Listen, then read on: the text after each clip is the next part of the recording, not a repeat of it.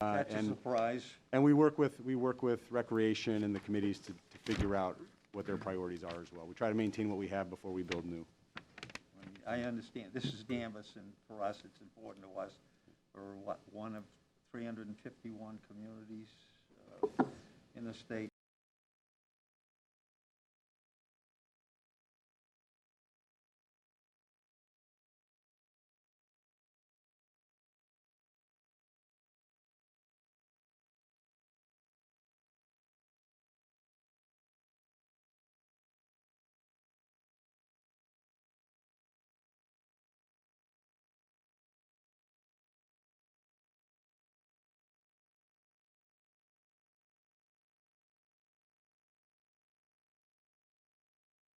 The weather improves. So I would say if you've avoided a crater, you need to report that to DPW when you see it, so we can get out and put a temporary patch in it.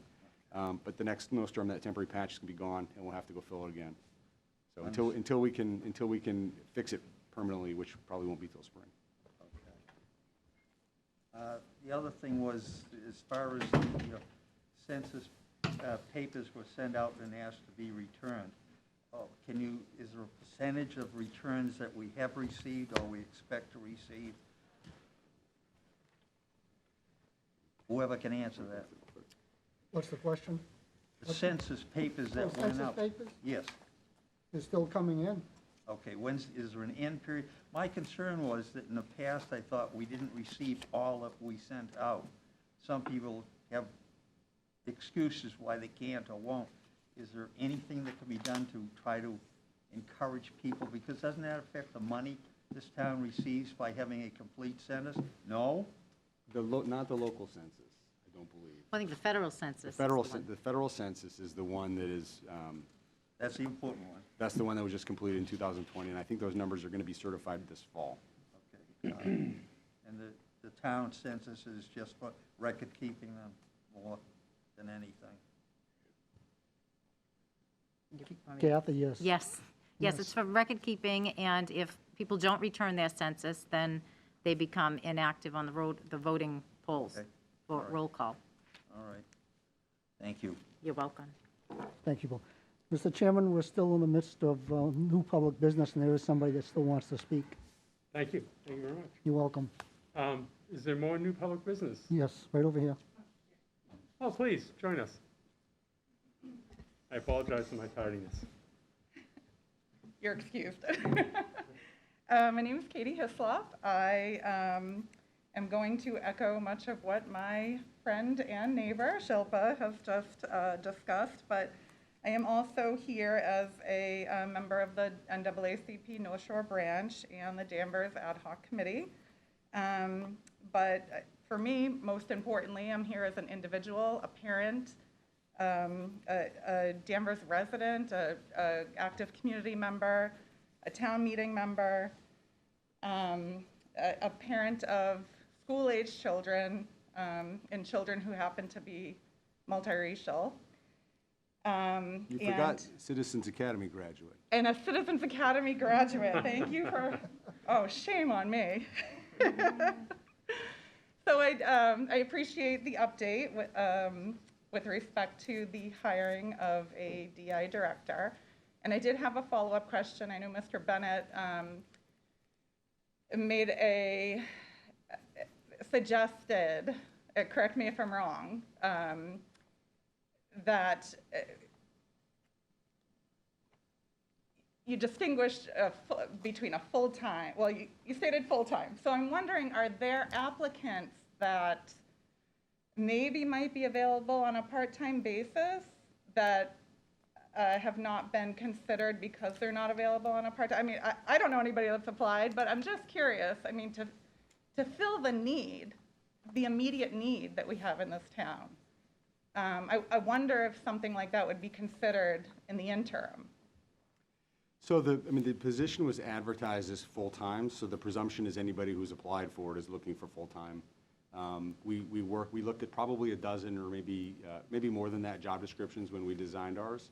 So we were pretty thoughtful about designing the education and work experience. There's a lot of flexibility in the job description so that people can meet those qualifications in a number of ways. We've had a few people who sort of check the box. Those are the two that we've been eager to bring into interview. We've had others who fall below that, who can cobble together enough experience to get in. Those are the folks that we're trying to coordinate with right now. We haven't advertised it. I mean, there hasn't really been thought to advertise it as a part-time. The candidate pool is very different for part-time versus full-time. And as I mentioned last time, I think that we would like to have it filled. There's an urgency, there's a need to fill the position, but we're not going to fill it quickly if it means setting up somebody for failure. We want to make sure that we hire somebody who's going to be able to come in, do the job, be successful, and move things forward. All right, understood. And I absolutely agree. I just wondered, and I don't know if, if this was sort of off the cuff, but the way you said we're looking for a qualified full-time, I wonder if somebody had been qualified but was only available part-time. Mr. Chairman, can I comment? Please. Actually, we had various conversations about part-time versus full-time. And many of the citizens who spoke in favor of full-time, and this board as a majority supports that as a full-time position. Part-time, we won't get everything done that we want or you want, is our If I feeling. might, Please. full-time was also the recommendation of the Welcoming Community Committee Yep. and the Human Rights and Inclusion Committee that we worked with. And most of us agree, or don't, at this point, all agree now, this is a full-time situation, a full-time issue, and it deserves a full-time response. So we pointedly did not look for a part-time person based on all of the input we received from the community and the people we rely on to help guide us. Right. Yeah, and I don't want to suggest or I don't know if my question implied that I thought it should be part-time or that you should consider part-time. It's just the way Mr. Bennett's statement came out sounded to me like there could have been somebody that was qualified that was part-time, but I'll move on. My second question was, within the past couple of months, I don't remember the exact date, I believe the town made a statement or released a statement saying that no longer were there going to be statements issued every single time something happened in town that was, a racial incident or an anti-Semitic incident or something of that nature, and that the town was going to establish a database or something in that regard. And I'm just wondering if you can give a report on the status of that, because, the most recent incidents at the middle school have been publicly, released by public statement, and there's been no mention of a database. So just curious, what is the status of the database? Sure, I'll stop first, but very good question. What the town was saying, the chief, myself, the Human Rights Inclusion Chair, the school, and the town manager all got together and felt that a response by the town to each of these incidents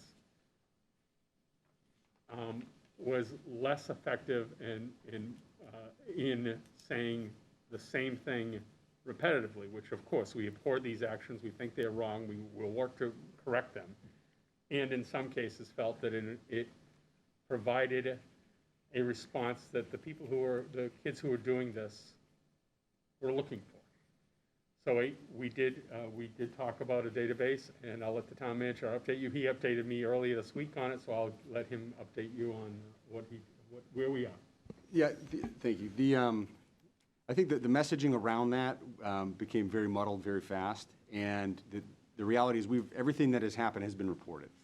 The intention was, when we have an incident of racial profiling in a business or an incident that garners community-wide attention, we want to be very clear and very forceful in responding to those things. In cases where graffiti that is 2.5 inches long is discovered on the back of a bleacher, we got to a point where we're putting that on a statement, and the Globe is instantly picking it up and advertising it to the broader world, and it felt very counterproductive.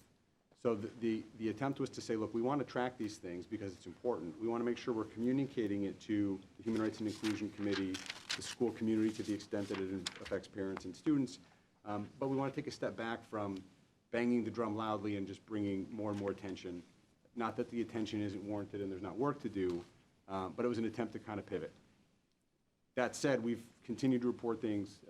The log that you're describing, I worked with the chief, worked with the co-acting superintendent to develop a draft of that. We reviewed it in late January with the Human Rights and Inclusion Committee, chair and vice chair. And I shared a draft just the other day with the select board chair to take a look at. So it's almost ready to go. It'll go on the town website. We're still determining what the right landing page for it is. But that was kind of the intent. Okay, thank you. And just a final statement. I know, you suggested that you would report on these things every meeting, and we wouldn't have to drive down here to show up and ask about it. But I'm sure you can appreciate that we will continue to show up and maintain a presence until we can see some meaningful progress. So, thank you. Thank you. Is there anything else under new business that's not on tonight's agenda? Thank you very much for your comments. Seeing none, we'll move to the next agenda item. The public hearing will be held under Chapter 138 of the General Laws on the application of Aimbridge Hospitality LLC, doing business as DoubleTree, Boston North Shore, 50 Village Drive, Michael Froten, manager, for a transfer of all alcoholic common victuals license. Is there someone here to speak to that? Welcome. If you go to the podium, announce yourself. We are on our local cable access, and they'll want to hear what you have to say. Mike Froten, general manager of the DoubleTree in Danvers here. I've been there since December 1st, and I'm obviously applying for the liquor license to be under my name as a manager. I've been in the business for 40 years, and I was at liquor license at the embassy in Boston for over 10 years, and hoping to put my name on this one. Thank you very much. The clerk has given us a packet of information, and the application is complete. I'll start questions with Select Board Member Mills. Thank you, Mr. Chairman. No questions. Select Board Member Duggan. Just not clear on the reason for the transfer. This Aimbridge Hospitality that's doing DBA is the DoubleTree. Is that a new corporation?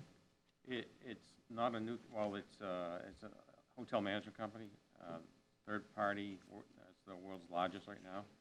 They managed this once or twice before. I think HEI was in the last 2 years. So it's only a management change. It's not an ownership change. Same owners. Okay. Will continue to own it. And you've been at this location since the beginning of December, so it's December about 1st. 2.5 months? Yes, sir. Okay. And where were you previously employed? I worked for Aimbridge Hospitality. I've been with them for 15 years. I was regional. I was all over the country. I managed 25 hotels, all with liquor licenses and restaurants. And, so I just didn't want to travel anymore. Okay.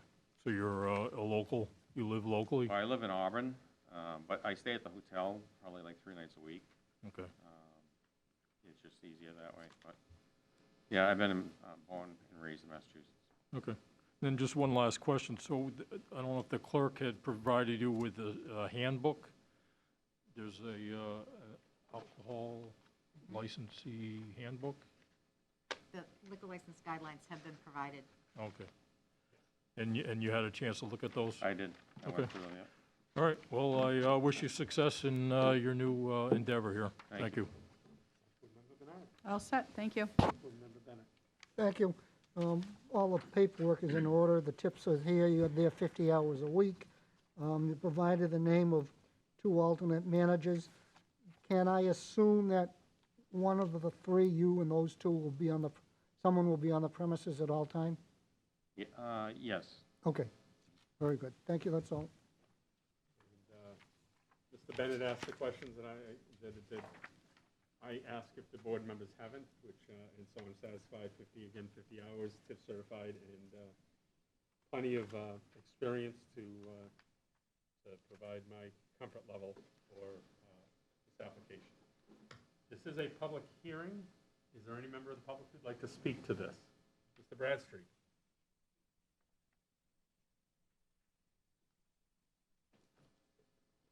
Bill Bradstreet, stumbling around. Is there We've had concerns about other liquor establishments in the community. Is there an ongoing training or keeping up to date on changes, either in the way your business is run, liquor violations or no violations, or anything that is continuing? I don't know, every month or whatever it is, a conversation with employees to make sure they're kept abreast of what the business wants and if the employees are following the wishes of the employment. Thank you. Thank you. If you want to describe your employee training protocols.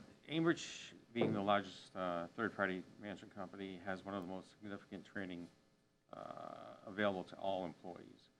So they all have a sign-in to get into this. It's called Ulti-Pro. They're all required to do trainings every single month. We do on-site trainings also. So it's something that we take, we keep close to our chest, and we make sure that they know what they should be doing. So I really feel like, that in the end, we have some great people doing the training, and then we're going to keep them up to date on it. Thank you. In my experience in the past 16 years, I do not recall this business coming in before us for liquor license violations, so thank you. I may be wrong, my memory may be faulty, but thank you. Any other public hearing, public comment? Motion to close the public hearing? Motion to close public hearing? Second. And seconded, all in favor? Aye. Opposed? I'll entertain a motion on the application. Motion to approve the application as presented. Second. And seconded. Any other questions on the motion? All in favor? Aye. Opposed? Thank you and good luck. Thank you very much. Thank you. Agenda item number 4, the board will vote to accept a gift to the Danvers Police Department in accordance with MGL Chapter 44, Section 53A. Mr. Town Manager, you want to pick up the ball? Sure. I'll hand it off quickly to Chief Lovell, who's here. You received a very brief email from the chief in your packets tonight describing an interagency gift opportunity that presented itself recently, and that the chief is very supportive of and wanted to speak to the board about. Good evening. A few months ago, Lowell Police Department reached out to Danvers Police asking us if we were interested in some surplus taser equipment. They had upgraded their tasers to a new model, which had different requirements for cartridges and batteries. They had a large surplus of equipment consisting of 368 taser cartridges and 9 batteries. Through our relationship through the NEMLEC community, they had offered us this equipment, and it would be very beneficial towards our training moving forward. We're required to deploy 2 cartridges per officer every year, part of our training. So the surplus of cartridges will help us with our training costs and our training opportunities moving forward. Was this the same model we had already been using? Yes, we currently use the X2, which is with these cartridges belong to the X2 and the batteries as well. So it's approximately $16,000 worth of equipment that wanted to donate to us. Select Board Member Duggan. Thank you. So just a couple of questions. This equipment, does it have like an expiration date on it? They do have a shelf life, so most likely we'll use this for training purposes instead of actual on the street for live duty use. Like I said, we're required to deploy at least 2 trainings per year per officer so that we can use these cartridges for our new officers coming on and to increase our training with the with tasers. Right. And do you use them on each other during the training? We do not. Okay. During the training process, there's an option if you want to get tased to experience it. Most people do not choose to participate, me being one of them, but it is an option if we. Okay, just curious about that. And then just in, out on the street in real life, tasers, are they used on a regular basis? Do you find the need to utilize them? We probably deploy the taser probably 4 or 6 times a year, if that. We do comply with the state reporting requirements, which breaks down every time we display a taser, every time we turn a taser on, every time we arc a taser, every time we drive stun a taser, or we deploy the probes of a taser. So we document all those incidents and report that to the state every year. Like I said, most times, just the visual appearance of the taser is enough deterrent that people will Okay. comply. All right, great. Thank you for that information. I'm all set. Thank you. Thank you, Select Board Member Bernard. I just had a question. Do Do they tase at the academy, at the police academy? They do not. Typically, that comes Yeah. after the agency. So once our recruits graduate the academy, we'll put them through an 8-hour class internally. Officer Ellington is a certified instructor. So once they start their field training, part of their field training will be 8-hour class on the taser, become certified. That's it? Select Board Member Bennett, Also, thank you. and I am also all set. I'll entertain a motion to accept the gift with appropriate thanks. So I'll- moved. Second? Motion made and seconded. Is there any discussion on the motion? All in favor? Aye. Opposed? Thank you very much. Thank you, Chief. Thank you for your time.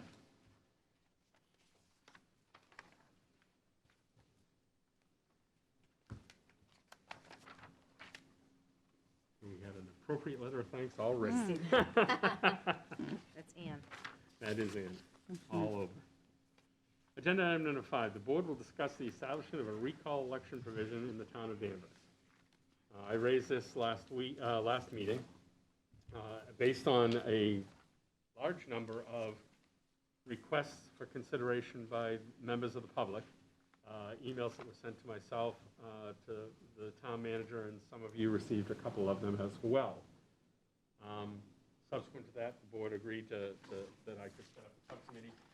Mr. Mills and I met and discussed this draft you saw in your packet with you, with the town manager, who created a draft that we refined based on a couple of factors. One is the clerk has access to a listserv service that asked local towns to reply about what their policies were on a home rule petition. And I think we got about a dozen responses. I think it was 13 responses with various levels of, in here you'll see some numbers and some threshold and gates, and it detailed what they did. And the town manager worked with the town clerk, with town council, myself, Select Board Member Mills, and wanted to offer this draft for the board to consider as a Select Board warrant for our next town meeting. A lot of legal language here that echoes other successful home rule petition languages, and I'll ask the town manager to talk to it in a minute. But in a thumbnail, the process, the process will be that if the board accepts this as a Select Board warrant, it'll go to town meeting. If town meeting accepts it, it'll go to the legislature, that they then will try to approve it or not. And assuming all the approvals go through, the process starts, if there's a recall petition requested, the process starts with a number of citizens submitting an affidavit. That's a number of registered voters submit an affidavit that the signatures are validated by the town clerk, and if they reach that threshold, the town clerk will provide them with the language of a recall petition, petition. Then there is a second wave of signatures that have to be gathered and validated, again, based on the registered voters at the last election. The number of registered voters doesn't have to be someone could have come to town afterwards. If that threshold is met, then a recall election is called. And in here it details the times and the dates and the turnaround times. But a recall election is called with simply the question, do you recall the person who was petitioned about or not? There are some other details in here about if it happens, the person is given a chance to resign within so many days. If not, they're no longer on the board. And I realize that the timing that we got the request from the citizens certainly was tied to recent incidents. But I wanted to lift that out of those discussions. What we discovered was, in that course of inquiry by citizens, we have no opportunity for recall for any of our elected boards. And notwithstanding the current incidents, we don't have a recourse if someone's convicted of a crime. We don't have recourse if someone sat on a board, an elected body, that started espousing racist views from their seat. we would have no recourse other than the next time they came up for election. And there are times when it's a moral imperative that we should take action, that the citizens may want to remove a person. You'll see in here the numbers that are being suggested and recommended, and they are an average of the responses we received, and that's some research I've done as well. And they're the average numbers that have come up. When I say average, it's the most common numbers, which is to say small communities might have smaller numbers, but so you don't add the number of signatures up because a small community like Barnstable certainly has a lower threshold because they have fewer voters. But we took the percentages and we took the most common percentages. And that's what we'd like to recommend to you tonight. Mr. Town Manager, do you have more to add to what I've suggested?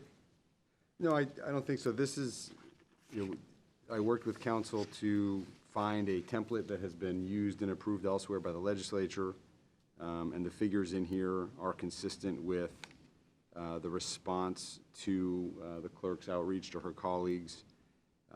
Section 1, as this is drafted, it would apply to the three major boards, the school committee, the library trustees, and the select board. That could certainly be narrowed by town meeting, or the board, or anybody else. But no, I really don't have anything. We were asked to provide a draft, and this is a draft that has been preliminarily reviewed by council. So if this were something that we're going to move forward, we would ask council to take a second look at it, just to double check things. And I believe the town clerk handed out just this afternoon a copy. Is that just for me? That was just for you. Okay, so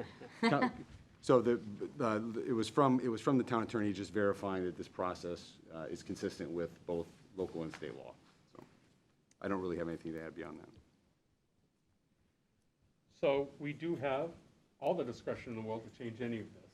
As I said, most of this is boilerplate language from many successful efforts to get the legislature to approve language. We're not going to reinvent the wheel. There are people who've done this and who will. But we have the latitude to change any of this, including the numbers that we're suggesting are the various thresholds.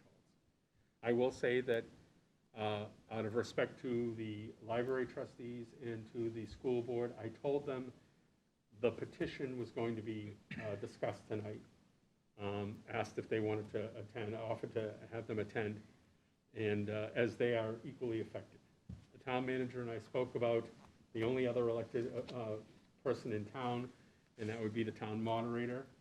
As you can see in section 1, this only applies to someone who with less than 6 months remaining in their term, and as the town moderator is elected every single year, we didn't feel we should necessarily put that in, but that's open to the board's discretion as well.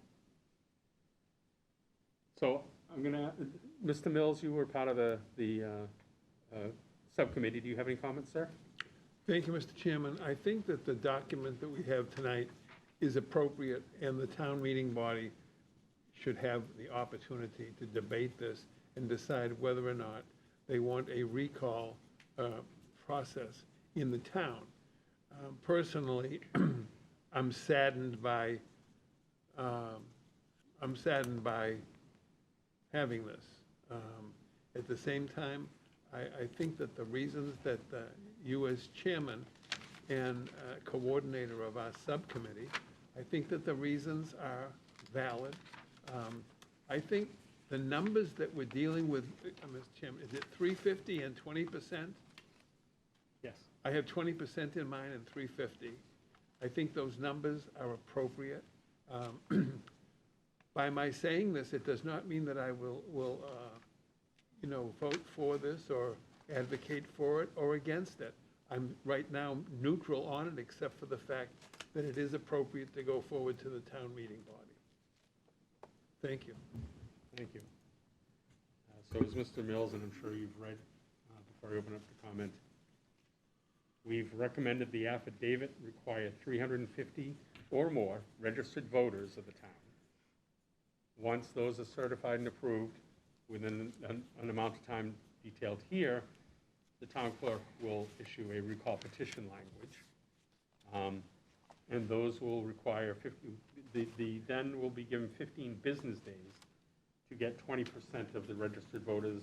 And again, the number is as of the last town election, not tied to the people who were in that last election, but the total number of registered voters at that point. And so I'm going to open it up for discussion. Select Board Member Duggan, you're next in the rotation. So I think it's common knowledge that I'm the target of this recall initiative. So I'm not going to participate in this discussion. But thank you for the opportunity. I will reiterate that there is no specific board or commission that is the target of anything. It was identified through recent events. And I will tell you that the people who contacted me were primarily concerned about the school committee, overwhelmingly, actually.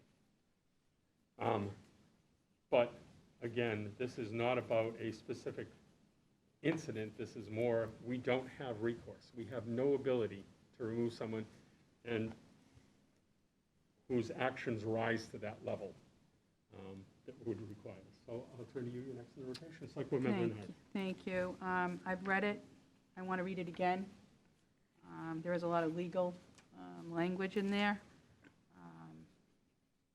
I'm like Mills, it's sad to put something like this out, so I don't know what I'm going to do right now. I'm neutral. So I'd like to take it a little bit more under advisement myself. Select Board Member Bennett. Thank you, Mr. Chairman. I have mixed feelings on this. I'm not going to say I'm neutral. But I'll start off with first, I've heard of these alleged emails. I've only seen one. So I'm really operating in a vacuum because I haven't seen the other emails. I'll be happy to forward them all to you. I would have thought that you would have done that sooner, but that's okay. Two, do we know how many communities have a recall process available to the voters? And do we know typically how often a recall might come up in a community in a 5-year period or a 10-year period? Did we do any of that investigative work? We did. Oh, I did. I believe there's 141 communities that have it, and I can get you a breakdown of how many made it in various stages. Yeah, I guess how many attempts and how many? Some end at the affidavit. Yep. Some end at not getting enough signatures for the petition. Some go to a vote. Some fail, some pass. Yep. I will get you those numbers. Thank you. It's a small number. Over the past 5 years, I believe there was less than a dozen successful. Gardner, I read the paper every day, so those communities, Kingston and others that have gone through this process, when I'm aware of it, I'd like to know specifically what the facts are.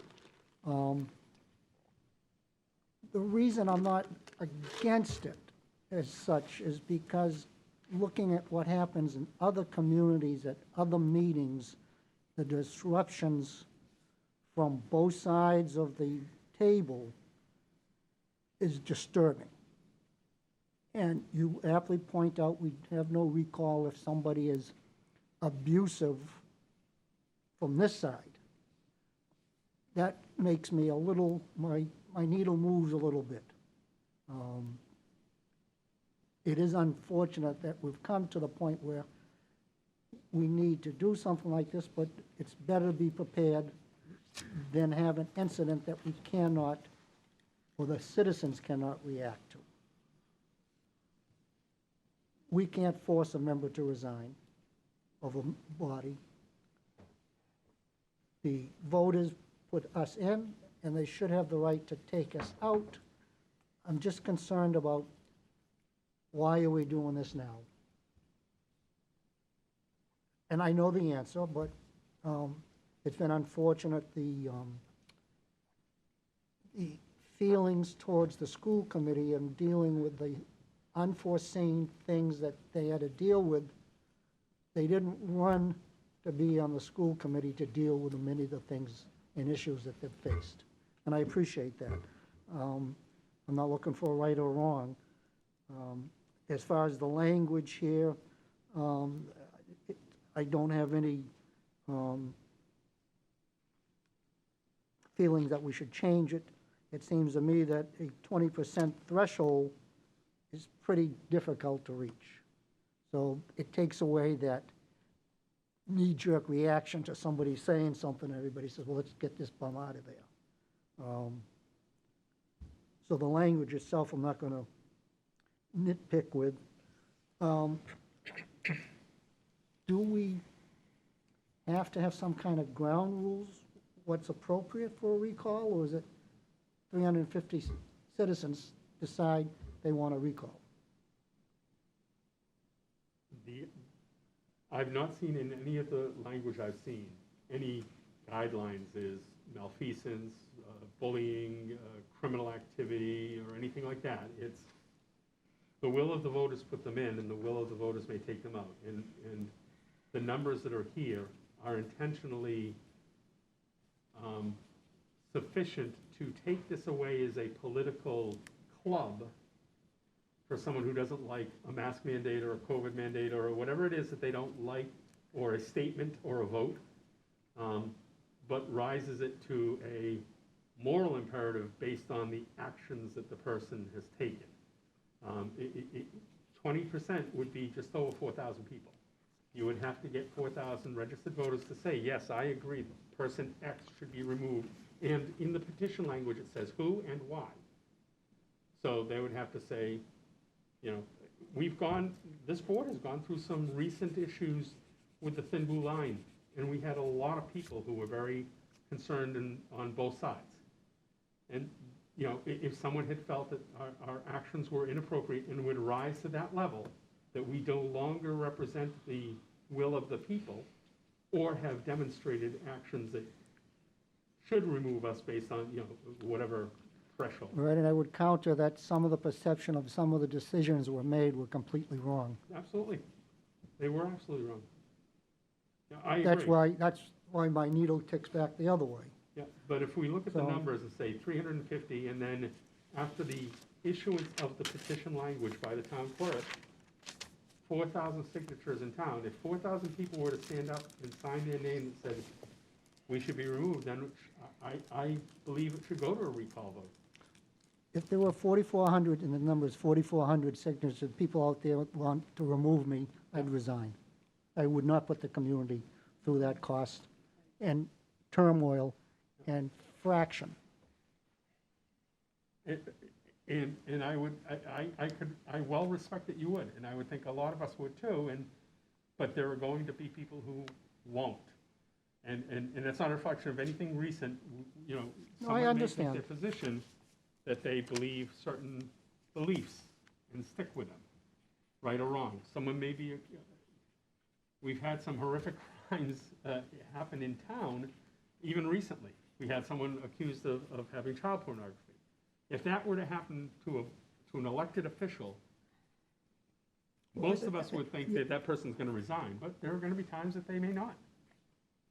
And what I'm saying is that's an extreme case, and these numbers reflect an extreme reaction with a high threshold to respond to it. But there may be, at some point, that kind of need, and we just don't have it now. And that makes my needle go the other way. So you'll supply me with those Yep.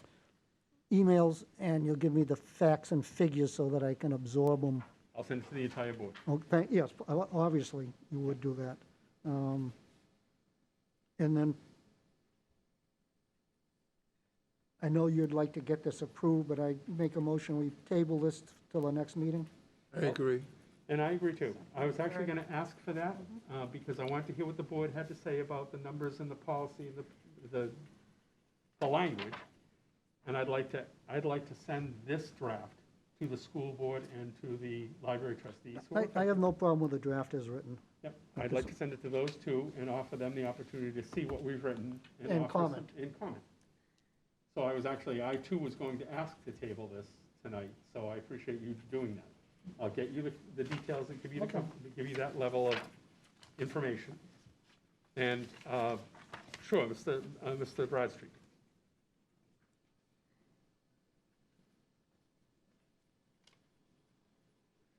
Again, Bill Bradstreet, Town Meeting Member, Precinct 1. As far as a recall, would it have to be, or could it be the whole board, or would an individual have to be identified? Could, if the town chose a board, whichever one, whatever's happening or has happened, we want you all, as opposed to this one person, that one person, these two people, the option of either one or all of you? Is that something that will be put in this draft? I believe the town manager's looked Yeah, into that. Section 2 is intentional about naming an individual and the reasons that individual would be up for recall. So, for example, if somebody decided that the whole school committee needed to be recalled because they disagree with a mask mandate, they couldn't get a petition that says, I want to recall the whole school committee because of a mask mandate. They'd have to name each individual school committee member, collect separate signatures for those individuals, and state the reason why. So they would you have- could circulate 5, but Section 2 is specific about the officer, and it's an individual person for this process. So it would have to be one at a time, so You could do them concurrently, but in theory, you wouldn't circulate one document to try to unseat an entire board. You'd have to name the individuals and the reasons why you're pursuing the recall of those individuals. And more than likely, at least one of those individuals is less than 6 months away from their election, and that person is not considered eligible for recall. We're not going to go through the process and the expense for someone who's only 6 months away from their election. I guess part of what it was, if it's costly to do it for one recall, or instead of, say, 5 recalls, having it, and you're telling me that's not the way it worked, it would be a recall for, say, a whole board because they're working in consort, because they're a board, they all need to be held accountable. That's, so I understand your perception, but that's not, each of one of the board members, let's say the select board is the board, targeted board. Each one of us were elected at a different time and in a different process. We don't work in concert. We often have mixed votes. And so technically, someone could come and say, I want these 4 people removed, and create 4 different petitions and 4 sets of signatures. We would, more than likely, if it happened concurrently at the same time, we would have one election, but with 4 different votes. The ballot would have 4 different decisions. You can't remove a board, you can remove individuals of the board. One at a time, One at a time. or not start with, say, the chairman of the board. You could, whomever they felt was the appropriate person to name. They have to name a name, and they have to name a reason. And that is what they have to gather signatures on. That petition language provided by the clerk says specifically this is a recall position for person X for reason Y. And then they have to gather, in this case, 4,400 signatures to then get it to an elected process. So instead of just one item on a town meeting, there would have to be, say, in this case, 5. If 5 individual petitions were issued and 5 individual petitions were signed by 4,400 people, validated by the clerk, then there would be an election, and it would have those 5 names on there, each individually. I recall Gardner Trask, or I don't recall Gardner Trask. I recall person X, or I don't recall them. The election costs approximately $10,000 per election. We would obviously, in that instance, bundle any recall petition that passed all of these thresholds. Okay, I understand money being the bottom line for everything, but my mind wanders. I just think that if a board is not functioning the way it should, is not doing what it should, or is doing what it should in an inappropriate or a contradictory manner that we think you should be doing, because that's why you've been elected. I just think it's Bill, yeah, It I isn't think, one of you, it's all of you. But we don't all vote 100% in unison each time. I'm not saying that, but to me, the public should have the option. And they do. We're not removing any of that option. They just have to do it as you recall an individual, you don't recall a board. I personally don't think money should be a And criteria that's not. You for still, doing it the or guiding not doing it. principle is, a person was elected by the electorate. You can petition to remove that person. You can't petition to remove an entire board. We weren't elected as an entire board. We were elected in individual elections separately. and I Mr. Town think, Manager. I think I understand the question, and I'm going to use you as a not a guinea pig, but you're Thank you. describing the scenario why communities don't want these provisions, and that is when a duly elected board is exercising its decision-making authority, that is not an appropriate grounds to recall a board. For example, you have a tax classification hearing in the fall. If a group of citizens doesn't like where the tax rate is set, this is a very inappropriate mechanism for unseating that board, which is duly elected by the voters over 3 election cycles to represent the interests of the town. In speaking to colleagues, these provisions exist to govern individual conduct, not board discretion. So it would be a sad day if the board were recalled for making a political decision. These are scalpels, not sledgehammers in communities, and they're really, the spirit of them is to govern individual conduct, which is why they don't contemplate a board being recalled, because a board is making decisions, again, over, these seats are filled over a 3-year period. Any one of these seats is always within 8 or 9 months of the next election. So I think I understand what you're saying, but that's generally not the intent of a provision such as this. I listened to your explanation.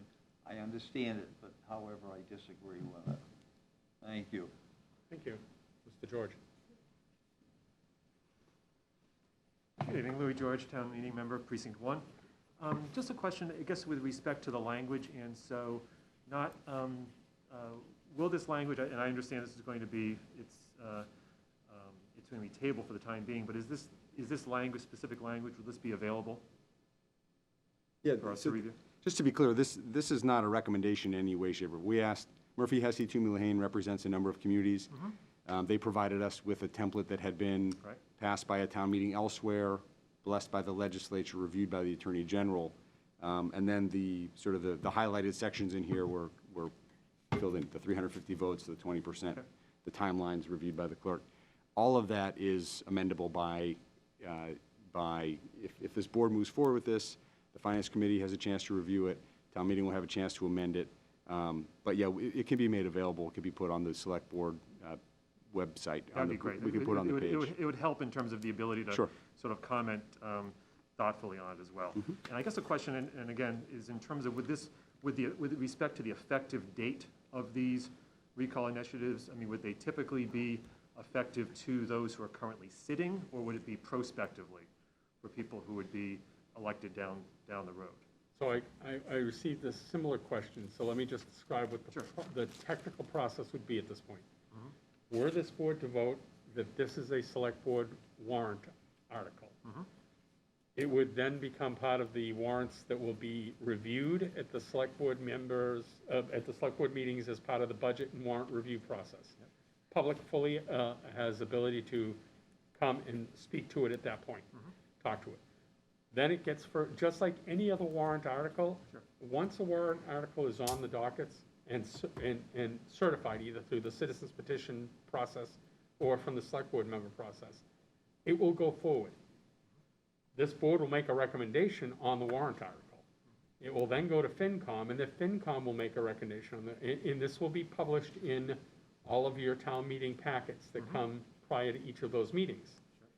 The FinCom will then read it. It will be a public meeting. Public can address it as well and ask to modify certain things. And then at the end of that, FinCom will make their recommendation, and their recommendation is what will be forwarded to town meeting. We'll go to town meeting, we'll vote on it. Presuming this passes through, let's just assume the happy path, it passes through. It then has a waiting period before the Attorney General will ratify what happened at town meeting. then we will ask our state legislatures to put this on the legislative docket for whatever time period that takes, and hopefully, and again, happy path, it passes. At the point that it passes, anybody who's in office is then subject to being recalled by the language the state approved. Got it. Okay, thank you. That answers my question. Okay. Yep, and then just one, a final question as well. And I know that it was mentioned that 141 communities do have this, and I'm going to double check that number. but a number of other communities have that. And so, do they also have, I guess, are there other, other measures that the town bodies have, even internal? I know maybe it's been mentioned before in terms of a code of conduct, or you hear of some bodies have the ability to censor another member, or to take, obviously that's not the same as allowing the public to exercise a recall, but whether or not other communities have a process that can still deal with, perhaps in a different way, sort of the concerns that you're expressing in terms of someone who may be expressing, objectionable statements, what have you. Yes, they do. And what you're describing is a self-governing, from the body's perspective, a self-governing process, a self-policing process. If the body itself wants to censor or comment on the actions of a member, they can do so. But again, as we've discovered at the school committee and at the select board, the boards themselves do not have the ability to remove a duly elected person. Only the electorate does. So we can and do self-police. We have a code of conduct. We'll be punching it up in a workshop right after the election. Okay. It will describe what our recourse is as a board, but that recourse has a limit. We can censor someone, we can admonish someone, we can do certain things, but we can't remove that person. This is, I'll call it what it is. This is the nuclear option.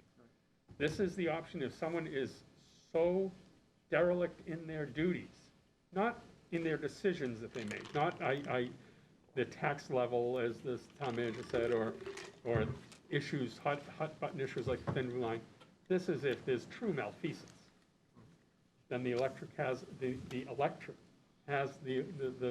citizens have the ability to decide if they want that person to no longer represent them. And this would be the path for that action.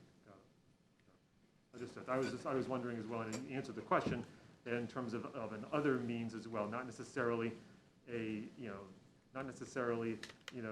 place of, but whether there was a self-governing piece of it as well. Yeah. This is, the citizens say they don't want person X or Y, not the other board members saying they don't want person X or Y. And you said that's currently the self-governing piece is something that you all will be working on or have been working on. We will be, at the recommendation of Select Board Member Bennett, a couple of years ago, when we didn't finalize it because of timing issues, we have a code of conduct, published code of conduct. We've recognized that there are opportunities to make that more refined and cover things that we hadn't previously considered. And at the recommendation of Select Board Member Bennett, we're going to come back to that. We're going to have a workshop where we will hire an independent facilitator who will help guide us in several discussions, including the code of conduct discussion. And then hopefully the board will adopt the code of conduct. That will be for this board. Sure. That's all I have. Thank you. Okay. Select Board Member Bennett said he was comfortable with the language. Mr. George has asked if this can be made public. Does the board have any issue with putting this draft out so that people can see the process in the language? Sounds healthy to me. Any other comments? While I was fine with what is written, it takes a little further, another look at. I mean, I'm looking at numbers, 15 business days, 72 hours, 3 days, 5 days, 64 to 90 days, which could be 90 to 116 days. and then you're bouncing up against 6 months before their term is up. So I'm going to really want to revisit these numbers and Sure. what do they mean on a calendar. I will tell you that the number previous, for example, the 15-day number, was it previously 15 days? And I've recommended, and the clerk and town manager and town council agree to change it to 15 business days because of the cycle of our meetings and because of the whatever opportunity we need for public Okay. hearing. So we actually, in holidays, because if something came in on a Friday and there was a Monday holiday or we were off for a summer, we'd Right. have to call a special meeting, which would have to be advertised, which would have to have a public notice appearance. So we tweaked the language to actually expand on what was the common numbers Good, okay. to accommodate just. But what any I think we potential should've thought. issue, yeah, okay. I don't have a problem for circulating this for people that want to review it. We've gotten inquiries. I'm surprised there's nobody in the room about this. Did we keep it a secret? No, it was on our agenda. Again, I'm And it surprised was- there's nobody here. Yeah, it was discussed last time at our meeting, Yep, and it was on our agenda posted. no comment. Okay, Okay, so we have a, so go ahead. it seems we have at least a quorum. Is there anybody opposed to it going up in the public? Aye. It will eventually be there once we approve Yeah, it. no need to anyway. hide it. Hearing no opposition, Mr. Town Manager, if you could find a place on the website for this to be posted. Again, with the language and the Dunning message, that this is a draft, still under review and approval. And we'll send this to the chair of the school committee and to the library trustee chair for their consideration as well.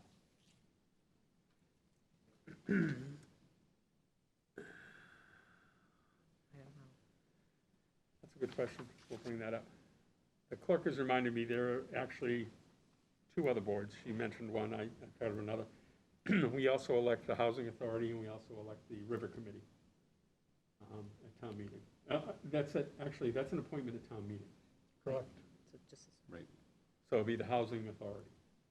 Is that an elected, is that a balloted position? That's a legal question because the housing authority is governed by statute. So the process is laid out in statute for how that works. It may be a local election, but it's governed by MGL. So So I'll we ask need to the check clerk to the check director, what Mr. positions are actually on the ballot on a regular basis. The Housing Authority That's is the only on other the one. ballot, but the town manager is saying that's Okay. governed by something else. That's a state process, okay. Thank you. That's we can ask council. That was not on anybody's radar. These are, the three boards we're looking at are all governed by the local governing documents. So Select Board Member Bennett has asked me to forward emails to all of you. I'm happy to do so. I'll send the statistics that I found, and we'll send the guidelines that were identified through the clerk's outreach to other communities. The most local one and the most recent one being Wenham. So I'll get that information for your consideration at our next meeting. And invite those, the library and the school committee to comment and come if they'd like. All right, is there any Do other? you want to vote on a motion to table or just let Oh, it be sure, tabled? sure. I'll take- It was, we were just discussing, but yeah, if you'd like to make that, sure. Take the motion. Well, I made the motion to table. All right. Second. Motion made and seconded to table this discussion until the next meeting. All in favor? Aye. Opposed? Thank you very much. If members have any other clarifying questions or information they would want so that they can make an informed decision at the next meeting, please let me know. Or the town manager, or the clerk. The town manager will report to the board on various items of interest. Thank you, Mr. Chairman. We had a 4-inch snowstorm over the weekend, a little bit of ice.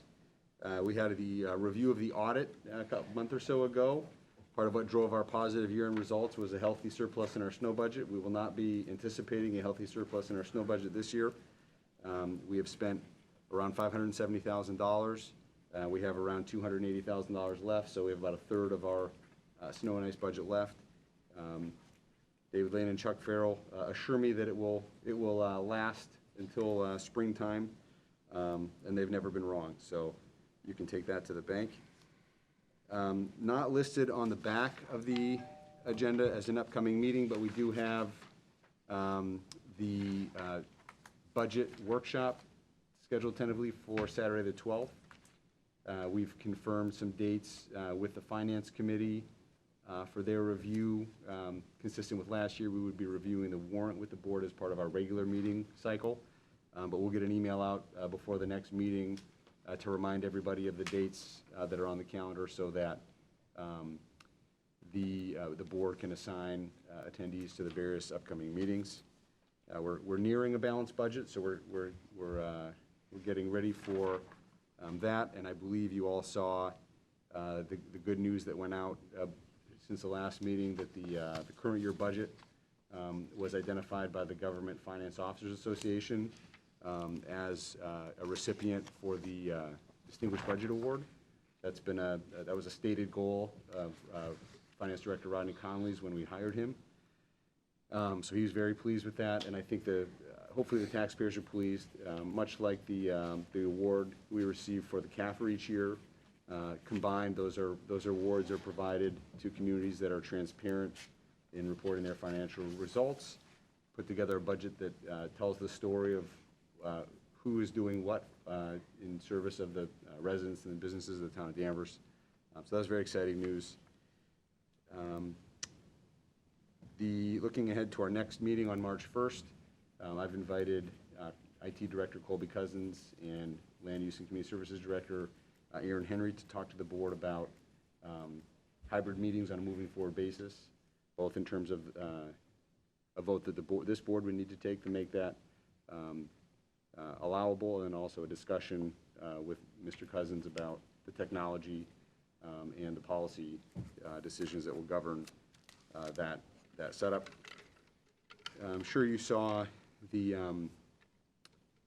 school committee last night voted to align the lifting of its mask mandate with the recent announcement by DESE. So on February 28th, coming out of the February vacation, masks will be optional in the schools.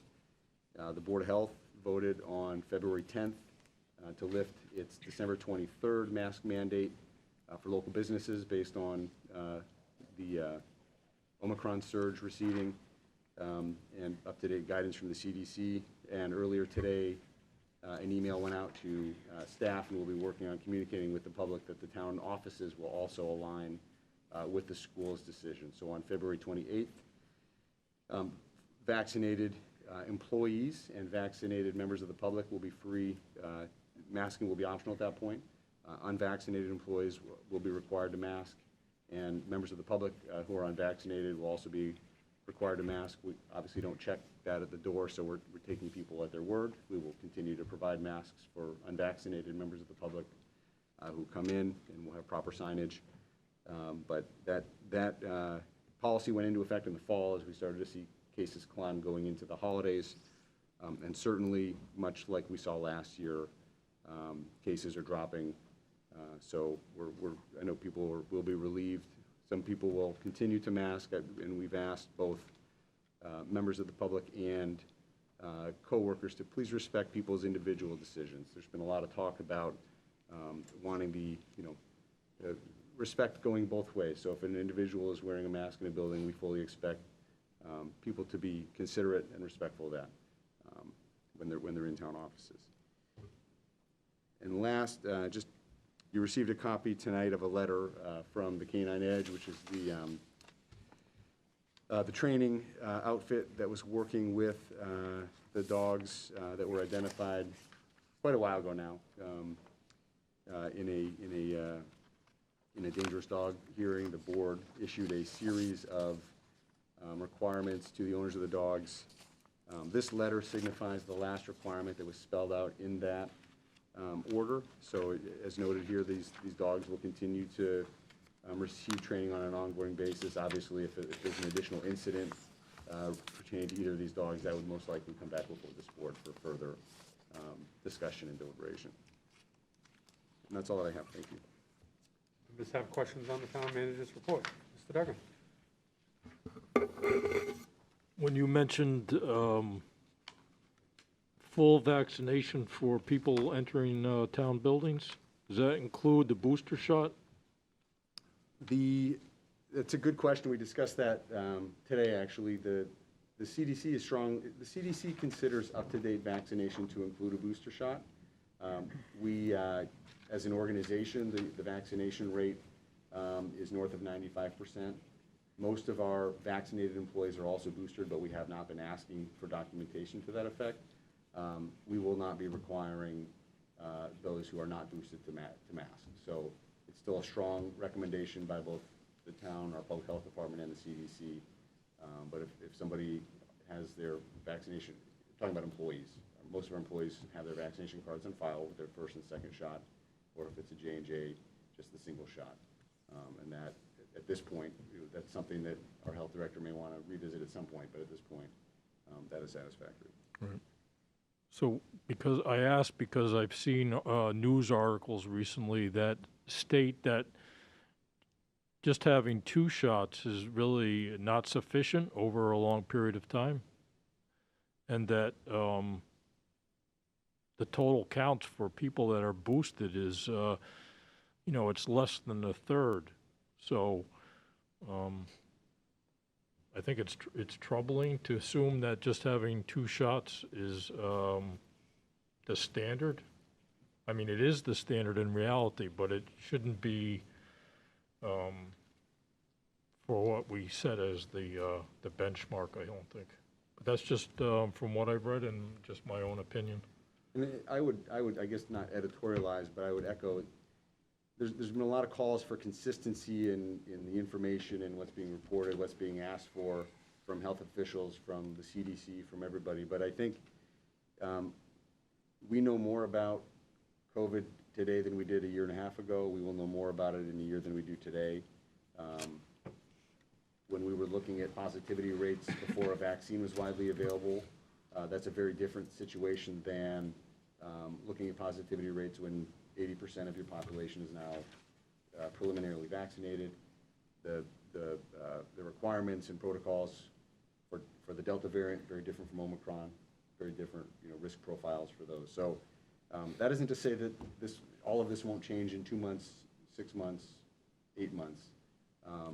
But at this point in time, that's the decision that was reached in consultation with the health department. But Okay. all these decisions are subject to change depending on where we find ourselves moving forward. All right, so it's sort of a vaccine mandate almost for employees that they have to have at least 2 shots. Otherwise, there's a testing option, I think I heard you mention, a weekly testing option? Yeah, we issued pretty similar to a lot of communities. We were a little bit ahead of the curve, but we issued a vaccination or test policy back in September of 2021. So employees were not required to get vaccinated if they chose to remain unvaccinated, or if they had an approved medical or religious exemption, then they were asked to test each week.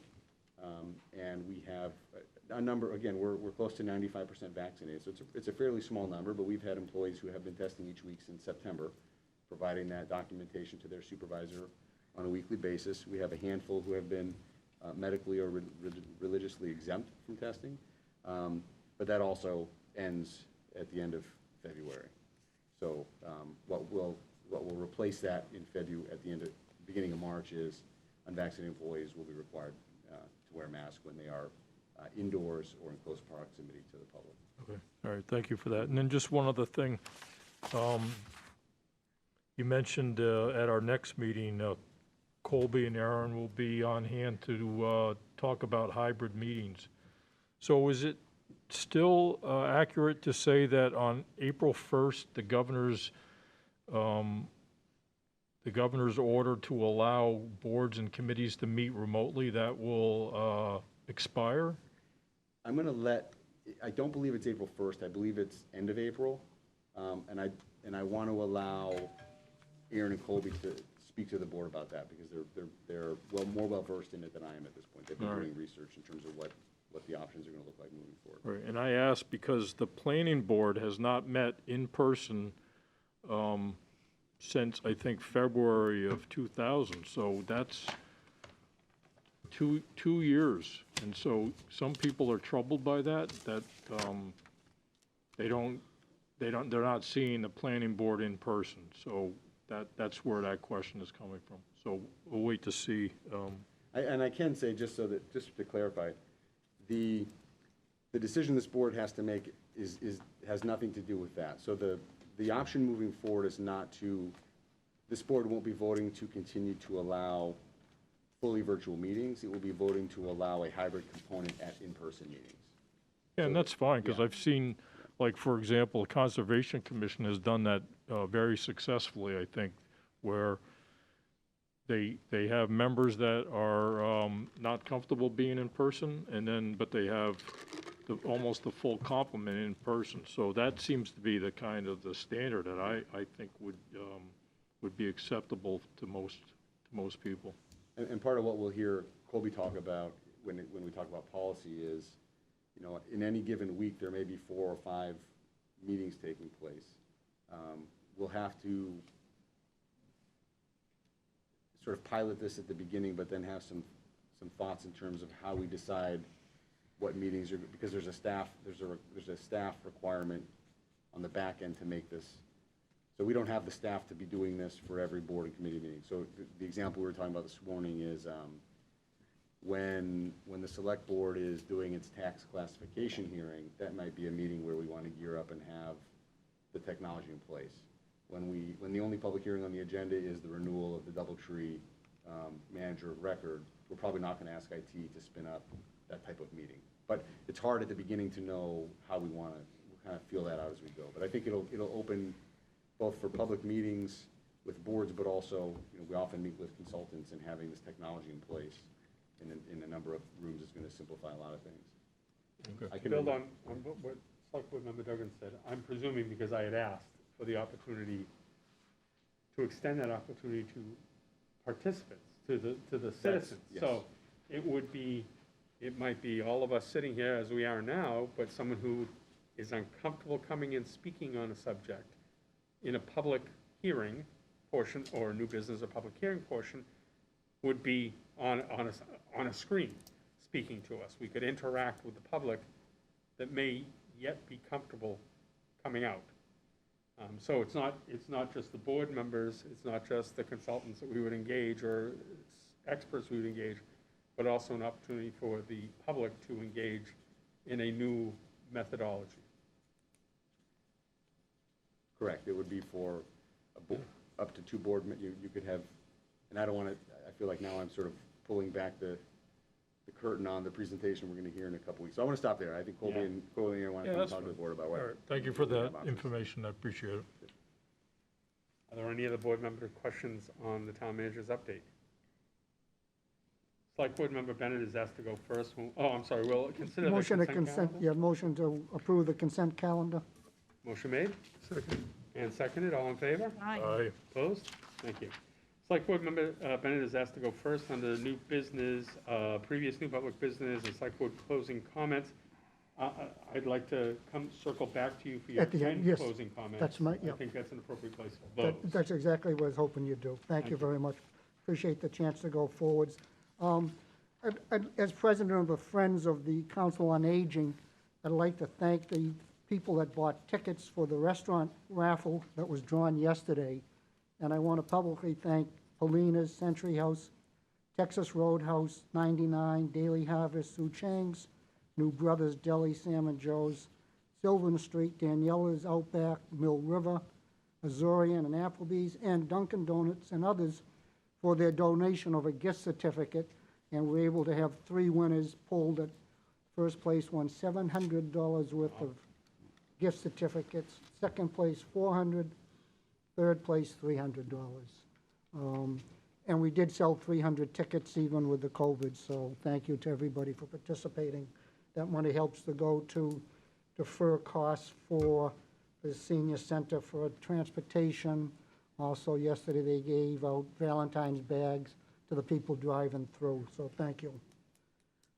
Second, as Vice President of the Danvers Historical Board of Trustees, the Board of Trustees would like to invite the public to Tapley Hall on this Saturday and next Saturday from 10 to 12 to get answers to questions on the CPA, the Community Preservation Act, and the ballot petition will be available for anybody to sign that's interested. So that's Tapley Hall, this Saturday, next Saturday, 10 to 12. On 2/2, I attended a webinar for the multifamily requirements for the NBTA communities, of which we are one. And as a member of the Government Affairs Committee for the North Shore Association, we drew up a little fact sheet understanding the zoning requirements for MBTA communities. And briefly, Thank you. Danvers is considered a bus community, and we are required to develop a plan that will have the capacity for 2,500 affordable units within a half a mile of our bus stop, and it can encompass any piece of up to 50 acres. So it's not limited to just downtown, it can be spread out, and I have a few questions going forwards. It's actually a by right zoning, it's not a production plan. And each MBTA community that does not have a district meeting these requirements, and I'm not sure if we meet these requirements from the new zoning that we did downtown, so I'll be waiting to hear, because we have to have a local briefing through this board by May 2nd. So I'm sure that it's on Steve's radar, and we must submit a request to determine the compliance by December 31. And I believe Land Use and Community will come before us, Steve? Yeah, Through you, Mr. Chairman? If I could speak briefly to that. So I did meet recently with David Fields and Aaron Henry. I listened in on the MMA hosted a discussion with Secretary Keneally on this topic. So the answer to the question is that it's complicated. The new zoning we have in place puts us about 95% in compliance. We still have some questions of interpretation in terms of how this works. But the good news for us is that the years of work that our community and our town meeting did to put that new zoning in place, most of what is required here is already in place. There may be some votes that we have to bring back to town meeting to make adjustments to fully comply. The state has described this not as a stick, but as a carrot, although it sure looks like a stick, in that state funding could be withheld from communities that do not become compliant. So this is a mandate that was made very clear by Secretary Keneally on the call. He said the word shall is included, and shall is a mandate, so yes, this is a mandate, this is something you have to do. So the Select Board Member Ben is correct. I would like to invite Aaron and David to come and speak to the board at one of the April meetings, just to give them an update on the parcel-by-parcel research that they have done, and the comments they plan to submit to the state, and then kind of roughly speaking what the path forward looks like.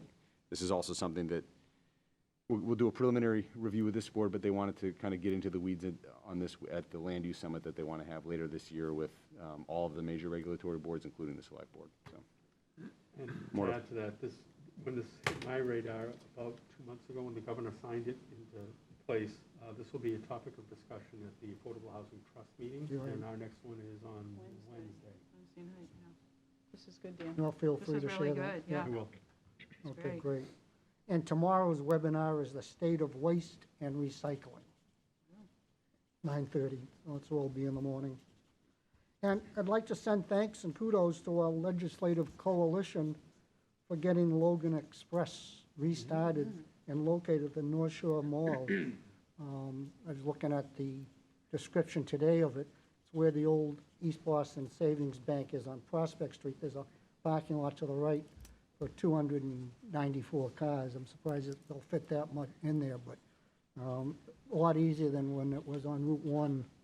And so I actually saw our state rep yesterday at the senior center when we did around the raffle, and thanked her for her efforts with, she says really Representative Walsh and Peavy that put got the mayor together with the MBTA, and that's good news. Hourly trip to the airport, very good. And that's my update, and I'll wait till the end, Mr. Chairman. Usually, so next was Select Board Member Bernard. Thank you very much, Mr. Chairman. It's good to hear, Steve, that we still have some money in that snow budget. Hopefully, there'll be no more snowstorms.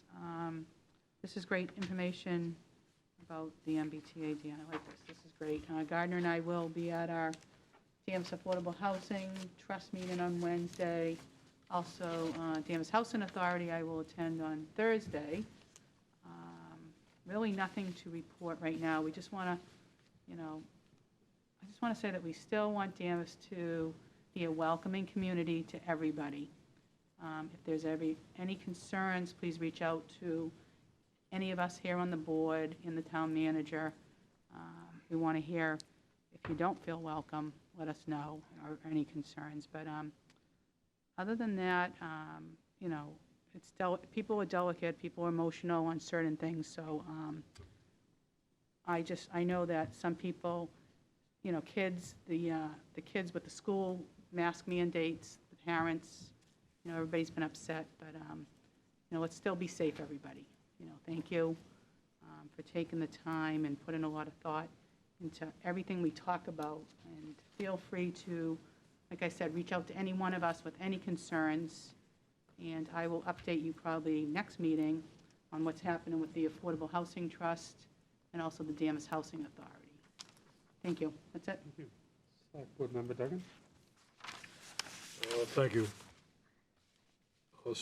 At our last meeting on January 28th, we talked about reappointments to various boards.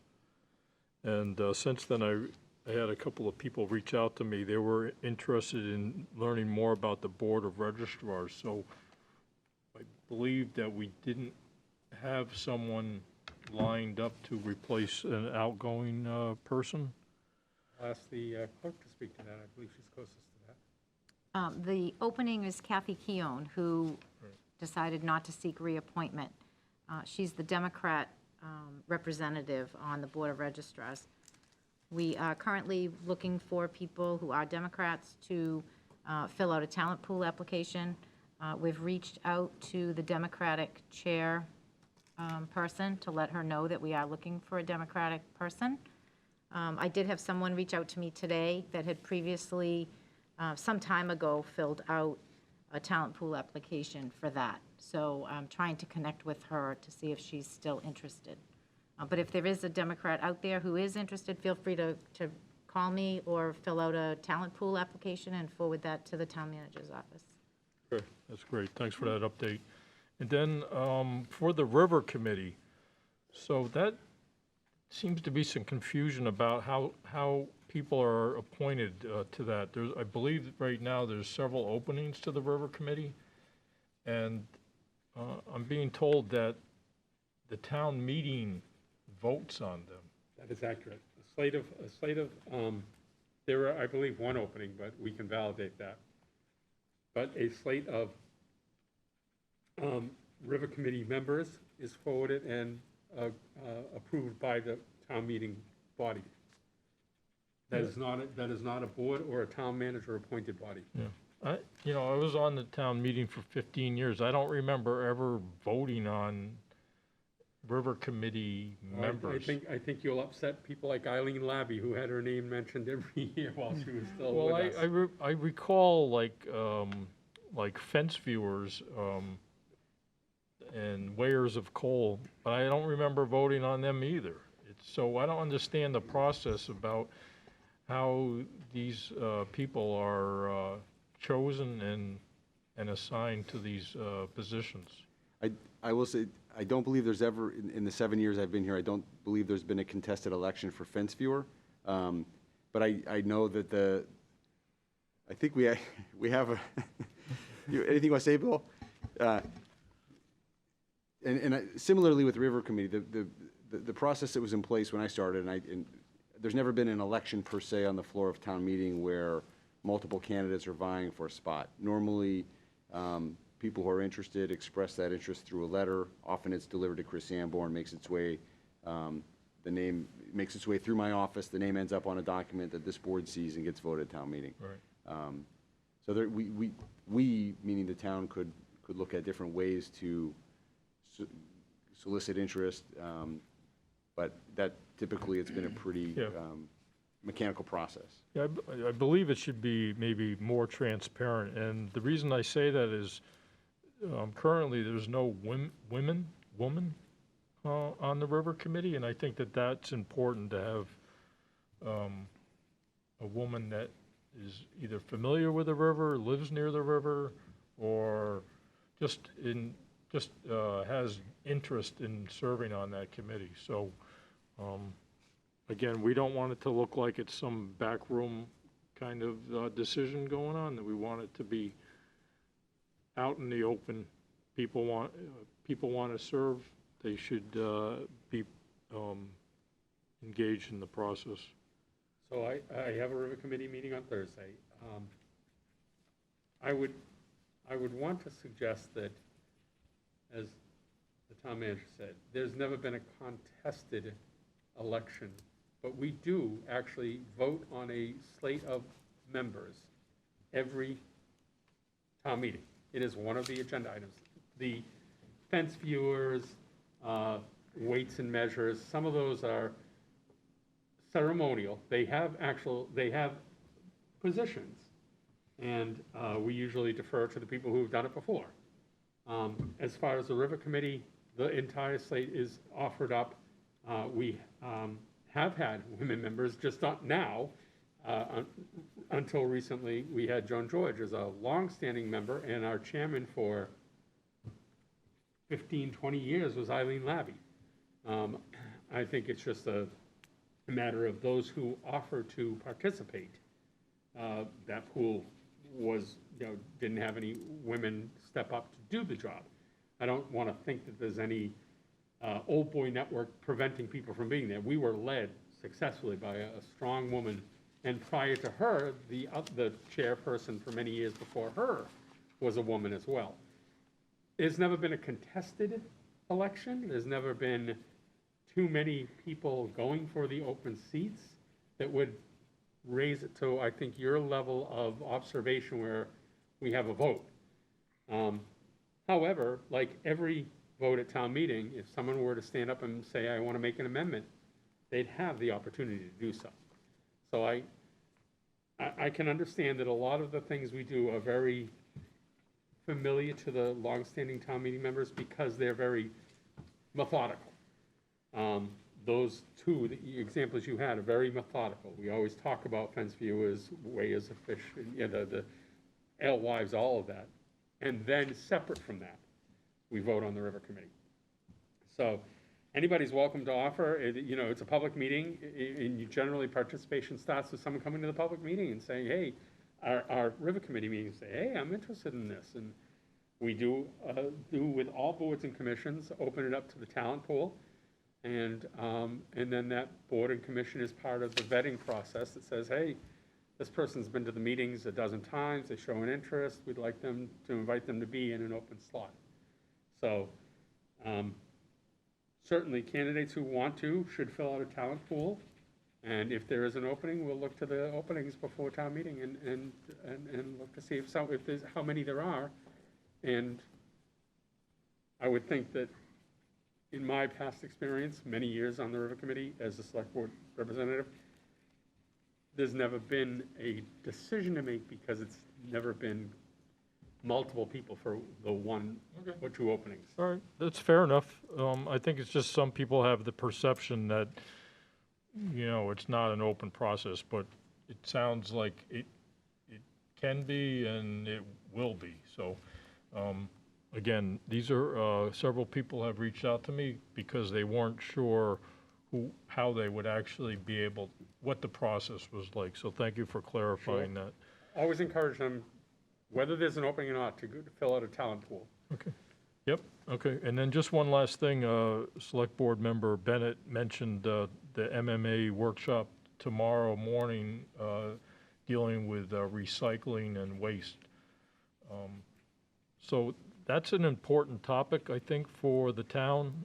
I'm not sure how many more years we have with the JRM contract, but I think based on what I've seen in other communities in Eastern Mass, the pickup where there's guys running behind the truck, I think that's a business model that's not going to survive long-term. I know some communities, they only have a driver in the truck, and then the truck has a lift, and all the barrels are standardized sizes that you purchase. And so the driver stops, he has this arm that comes down and picks up the bin, and so there's only one person on the truck instead of 2 or 3. So I think the cost of waste disposal will continue to increase. And so I think it's healthy to, for town meeting and actually for everyone to kind of be proactive in coming up with a solution that will be most likely forced on us at some point financially, because costs will continue to go up. All right, that's all I have. Thank you for the opportunity to share my questions. It's actually hard, it's hard to recall that before the pandemic, recycling and solid waste was one of the most pressing issues that we were wrestling with at the local and state level in Massachusetts. And David Lane has been paying close attention to this, so I think it would make sense in one of the next few months to have David come and give the board an update on what he's seeing, the conversations he's been having. There may be some policy decisions at some point, not this year, but at some point that we'll have to start to think about in terms of controlling that. I think the two common questions will be, as Select Board Member Duggan mentioned, you know, a machine or the pickup, you know, a standardized barrel that has a lift. The other will be single stream recycling. So that's a common thing we hear about, we've heard about several years in a row. So. Anything else? I'm all set, thank you. Select Board Member Mills? Thank you, Mr. Chairman and my colleagues. Human Rights and Inclusion Committee will be meeting Thursday night in this room at 7 o'clock. Big agenda. That committee is very, very committed and hardworking, especially in these days. Second thing, the 6th and final session of the Holocaust Symposium, which is jointly sponsored by the Danvers High School and the Lappin Foundation, has been a wonderful, wonderful program for 5 sessions, and we have our 6th session. Just to note that it's ongoing. It is not open to the public. It is a Zoom meeting. You had to sign up for it. But it's a very important stuff to be discussed and to be, there's a lot of people from the schools involved, and it's important stuff at this time, and they're doing a great job. Third thing, the manager mentioned the Chuck Farrell and David Lane. I have been listening to the snow plows on the streets in Danvers for almost 80 years. And when I was growing up, everybody during a snowstorm wished they lived in Danvers. Still is. The attention during the snowstorms in Danvers, from my experience, has been superb. I also want to say something about the electrical service in Danvers. I know people in other towns who lose in the power. My electrical service across the street is great.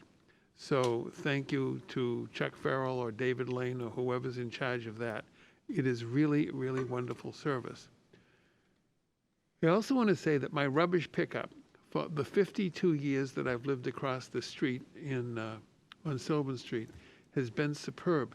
People complain, of course, people complain all the time about our budget and couldn't we cut back on things? And they say, well, some people have 7 bags of trash in front of their house. And I say, rubbish collection is expensive, but how would you like to have to drive your own rubbish to the Danvers landfill? Do you know how many pickup trucks and SUVs would be lined up on Center Street and Route 1?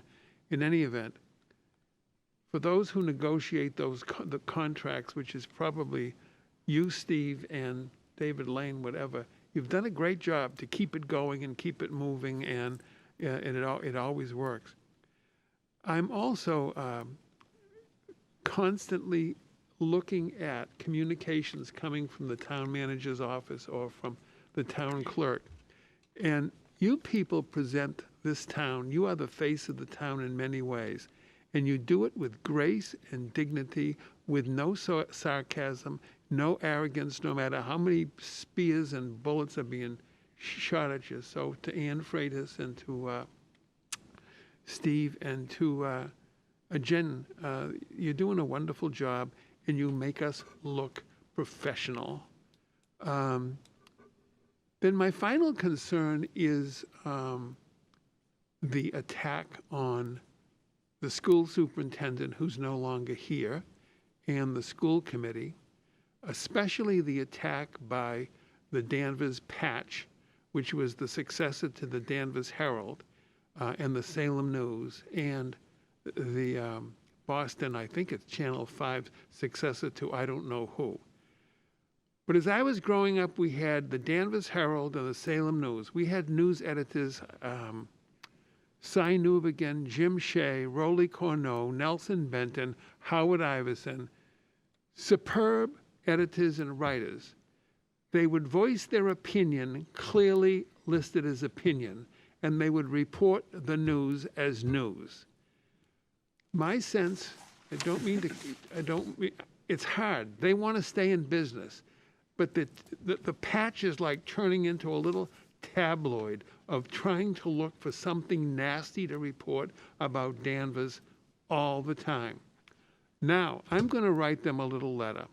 I'm going to plead with them to go onto our website and to take a look at the presentation that the Human Rights and Inclusion Committee did on Martin Luther King Day, and to take particular attention to the presentation by the middle school students, which is, as far as I'm concerned, one of the most beautiful exhibitions of inclusion, respect, and dignity from any school in the country.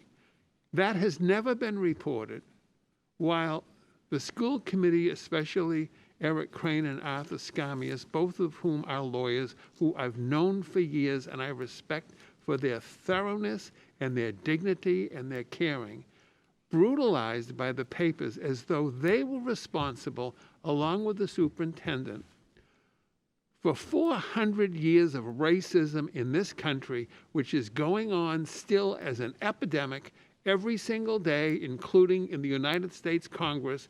And how could those people on our school committee and our superintendent change the tide for that among our students? Our students see it every day. The same thing with anti-Semitism. Half of the students in the United States of America are not aware that there was a Second World War. They are not aware that there was a Holocaust. They have no clue whatsoever what that swastika means. And to hold Eric Crane and Arthur Scamius and Lisa Dana responsible for the some of our kids are the same, they're in that group, and they don't know. And I'm not blaming parents. I wanted to be a husband and a father and a grandfather, and it wasn't in the cards for me. And I do believe that being a good parent, from my 79-year of experience, is the most difficult and important job in the whole world, bar none, being a good parent. And so I don't criticize anybody because I never had any of my own. But you know, there are two songs that come to mind. One is from South Pacific, and the other is from Out of the Woods, I think. One is Rodgers and Hammerstein in 1949, and it says, they've got to be taught. They've got to be taught to hate. They've got to be taught to hate before they're 3 or 5 or 6 or 7 or 8. They have to be taught to hate somebody whose eyes slant different from their own. They have to be taught. I'm not criticizing parents, because I don't know what I would do today if I were a parent in this world. But to blame the school committee and to blame the superintendent, to be looking for scapegoats for some terrible stuff that has happened, and by the way, if you watch the news, every single day in every community and lots of communities throughout Massachusetts, especially in the privileged communities that we have of great schools, many people have a new car and a fine home. I don't think it's fair. And I think that the newspaper, especially that Patch thing, whatever it is, the successor to the Danvers Herald, which was a great paper, it has really done a disservice to this community, embarrassed us throughout the Commonwealth and throughout the nation. We have been on NPR as the bad boys and girls of America on these issues. Well, we aren't. And it hasn't been fair for us to be painted that way. And let me see what else. That's enough for me tonight. Thank you. I just have a couple of items. One is, I want to thank the organizers of the CPA initiative. I and my wife went through the Rebecca Nurse Homestead this weekend for an informational and signing opportunity and I understand they did very well. And I look forward to I obviously can't sign more than once, but I look forward to the fact that there are others, as Select Board Member Bennett outlined. We talk about masks and vaccines, and we talk about various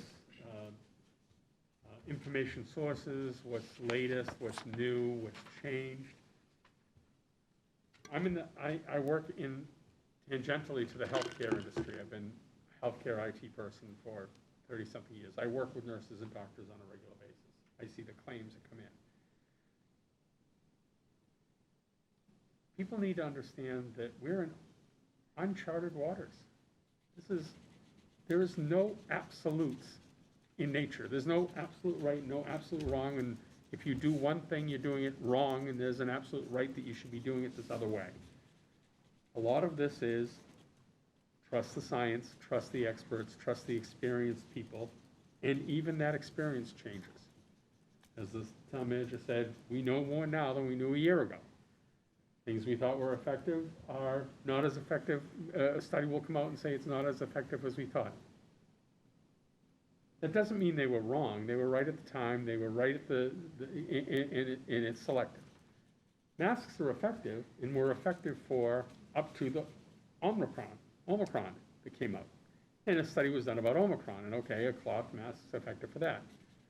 That didn't make all of the other decisions and directions and data wrong. It means it evolves. Science is as much an art as it is an absolute. It is discovering, it is challenging the answers that you've previously had. And sometimes in challenging those, they change. And sometimes they evolve, which is not to say they were wrong before they evolved. But there are very good people volunteering their time and their experience to bring decisions to bear. And some people accept those decisions, some people fight those decisions. Some people, unfortunately, the people aren't being respectful in that disagreement. I watched the Board of Health, and there was some outright discourtesy. There was some outright angry people shouting at the Board of Health.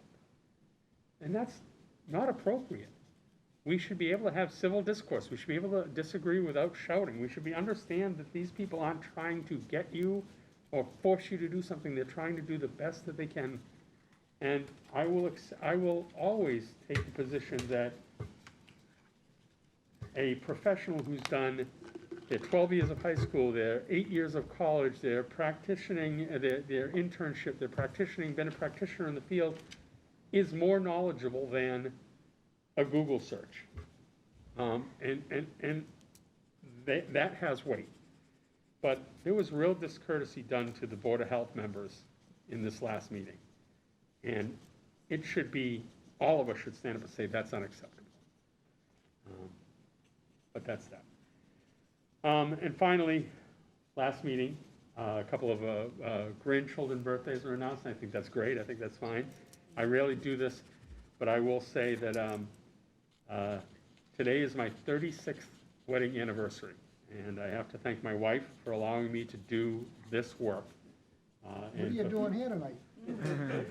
I was late. That's why you're late. Yes, you were. I was late, and it's her that allows me to do this, to fulfill my need for civic volunteerism. So I just want to tell her that I love her deeply, truly, madly still, and thank her, and publicly acknowledge you can either thank or not thank her for allowing me to continue this work. That's all I had. I'll ask Selectman Bennett to finish off. Thank you, Mr. Chairman. Please remember the vet, when you see one, say thank you, and good night, Danvers. Meeting is adjourned. Thank you. Happy anniversary. Congratulations.